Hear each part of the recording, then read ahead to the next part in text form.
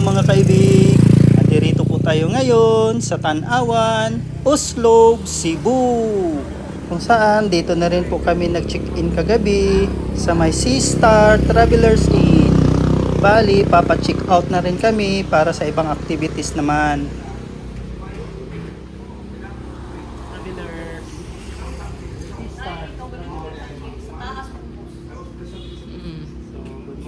Kaibig, hindi na kami nakapag-vlog kagabi nang dumating kasi sobrang pagod na talaga. 4 hours ang biyahe namin. Simula kasi may-ari aning kuan, Travelers Inn. Travelers Inn. Ayan, may pangalan, Seastar Travelers Inn. Mas, invite tayo ng mga kuan mo. Kasi naaman niya mo yung mga relatives, friends. Pachikinan niya ninyo dire kaya affordable ra kayo atong mga rooms. O niya, usog kayo atong tubig. Ang tubig, walay problema. Ang pinaka-importante. Ang CR, limpyo. Malapit lang sa kuan. Unya, doon lang sa kayo, walking distance ra sa Wellshore. Wellshore. Ma'am, thank you kayo, ma'am. Okay, why problema. Balik-balik niyo mo, ma'am. Bohon. Magdala mo mga friends. Pwede ra mo direct. Base na lang po may discount dari kung yes. Next. Basta sunod balik. Abangan mo sa among vlog. Sige, ma'am. Mga kaibig, time check po natin ngayon ay 4:30 ng umaga at sa araw na Sabado. Pero alas 4 pa lang ay gising na kami kasi kailangan po nating pumila para makakuha ng priority number. Hindi rin sila nagbibigay ng number kapag hindi magkakasama ang buong tropa. Kaya't nauna nang pumila si Kuya Melvin at humabol na lang kami. Mga kaibig, panoorin nyo lang po itong aming video hanggang dulo at huwag na rin kayong mag-skip ng ads dahil malaking tulong na po ito sa amin. At kung bago pa lang po kayo napadpad sa aming channel, please don't forget to like, share, subscribe at pakipindot na rin ang notification bell para lagi kayong updated sa aming mga bagong videos. Matsalam po! Bago po tayo sumampa sa bangka at tumampisaw sa dagat, pasasalamatan ko lang po ng marami sina Kuya Melvin at Ate Lisa Estrella and family sa walang sawang pagyaya, pagsama at pagsuporta sa amin. Daghan kaayong salamat sa inyo mga kaibig.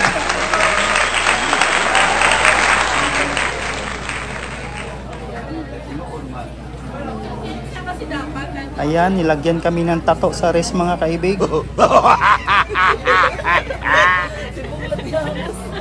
Ang bayad po mga kaibig ay 500 per head, pero mamayang 6 AM pa ang umpisa ng bayad pagkadating ng cashier.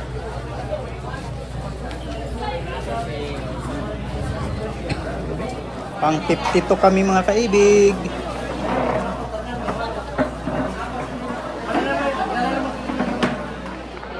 Good morning. Dito tayo sa Wellshore. Daming tao.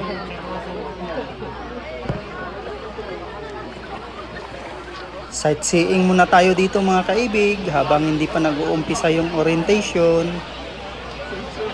Shout out na rin po sa lahat ng aming mga viewers, silent viewers, organic viewers, at subscribers na walang sawang sumusuporta sa aming munting channel. Shout out po sa inyong lahat mga kaibig.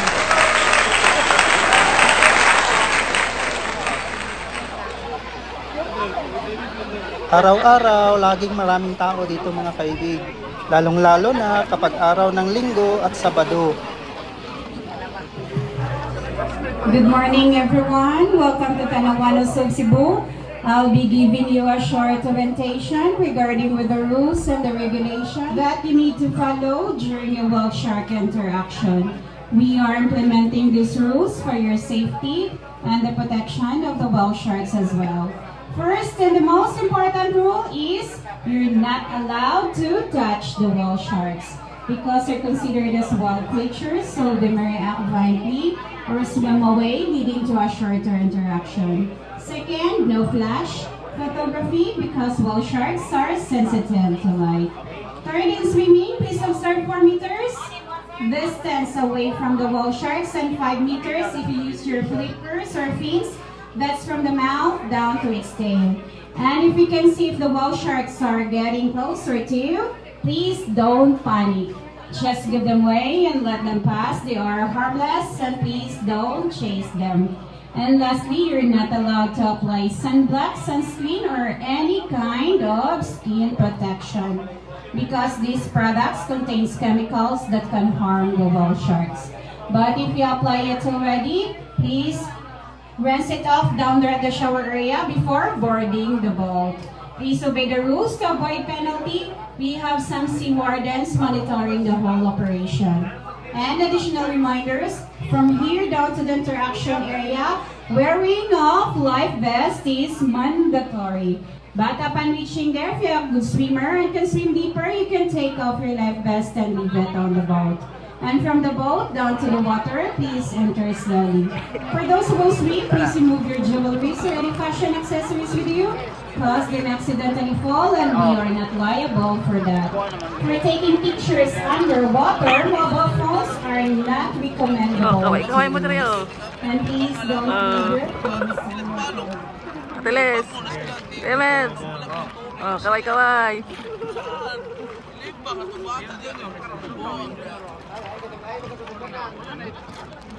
Tara mga kaibig, sabay-sabay na tayong magtampisaw at sumisid sa dagat. Dahil hanggang 30 minutes lang po ang bigay na oras sa atin dito.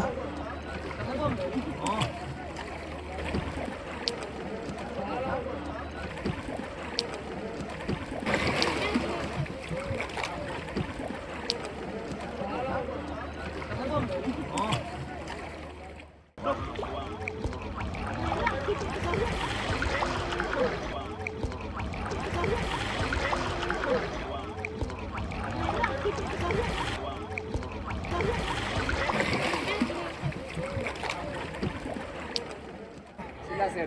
Okay ra. Ano sila mag-best ako dili ra. Gina sila magtangtang sir. Pag ginahan mo magtangtang? Dadyo na pasag nila yun. Lang ginahan mo magtangtang.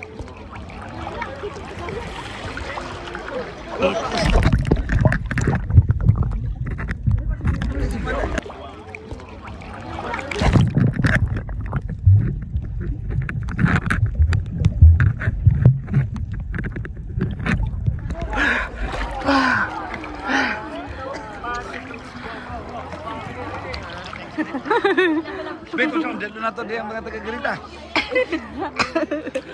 Tara. Wow!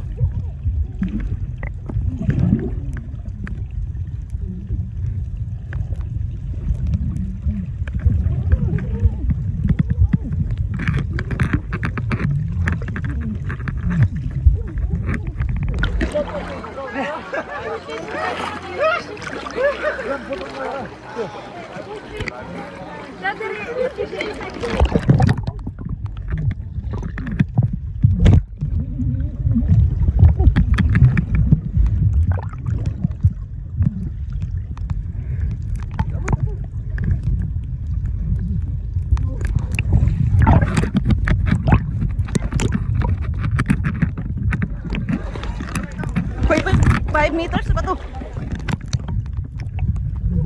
Balik na.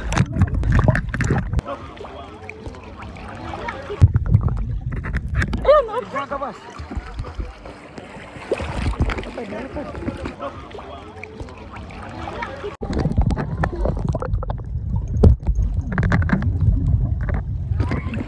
Pak ko diyan.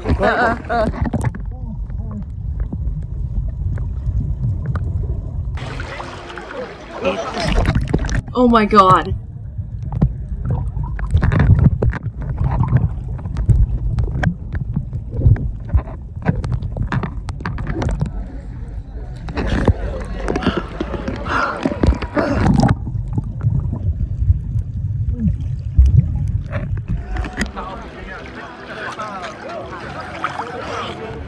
Wow!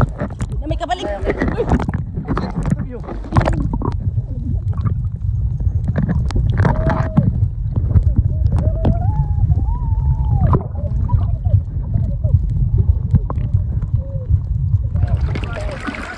Oh.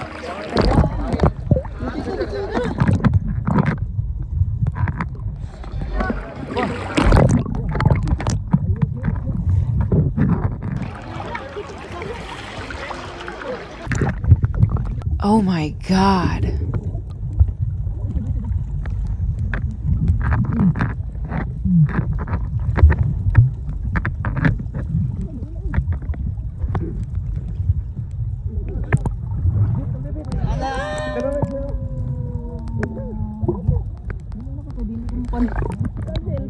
Dan kecil. Naya lang to. Tara oh. Bit, bit. Lang, tara. Sige na.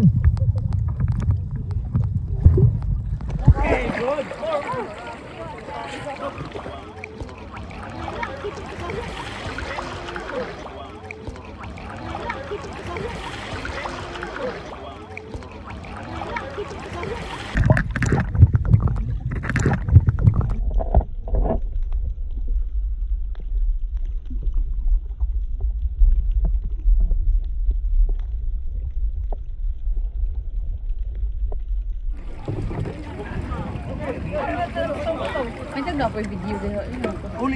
Taguha ka. Ilang na ko magmatanaw. Kaya magpapasa ito ang clip. Oo. Piling ko na Bye-bye. Bye, tara. Oy, bye-bye! Mr. Well Sharp! See you next week.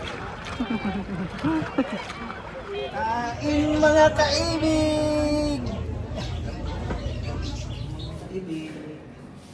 So ito yung kwarto namin. Fort 700. CR. Sobrang malinis yung CR. Malakas ang tubig.